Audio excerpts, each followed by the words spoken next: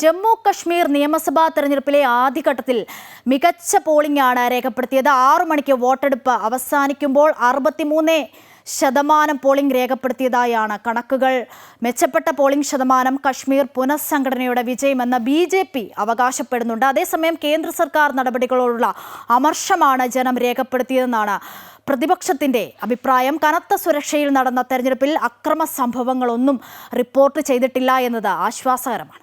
ജമ്മു കാശ്മീരിലെ 24 മണ്ഡലങ്ങളിലാണ് ആദ്യഘട്ടത്തിൽ വോട്ടെടുപ്പ് നടന്നത്. ജമ്മു മേഖലയിലെ 8 മണ്ഡലങ്ങളും കാശ്മീർ മേഖലയിലെ 16 മണ്ഡലങ്ങളിലുമാണ് തെരഞ്ഞെടുപ്പ്. 219 സ്ഥാനാർത്ഥികളാണ് ആദ്യഘട്ടത്തിൽ ജനവിധി തേടിയത്. 23 ലക്ഷം പേർക്ക് ആദ്യഘട്ടത്തിൽ വോട്ടവകാശമുണ്ടായിരുന്നു. പാകിസ്ഥാന്റെ പിന്തുണയോടെ തെരഞ്ഞെടുപ്പ് അട്ടിമറിക്കാൻ ഭീകരാക്രമണങ്ങൾ ഉണ്ടാകുമെന്ന മുന്നറിയിപ്പിന്റെ പശ്ചാത്തലത്തിൽ കനത്ത സുരക്ഷയാണ് പോളിംഗ് ബൂത്തുകളിൽ ഏർപ്പെടുത്തിയിരുന്നത്. 10 വർഷങ്ങൾക്ക് ശേഷം നടക്കുന്ന നിയമസഭാ തെരഞ്ഞെടുപ്പിൽ സംസ്ഥാന പദവിയും പ്രത്യേക ഭരണഘടനാ പദവിയും നഷ്ടമായ ജമ്മു കാശ്മീരിലെ ജനങ്ങൾ ആവേശത്തോടെയാണ് പോളിംഗ് ബൂത്തുകളിൽ എത്തിയത്.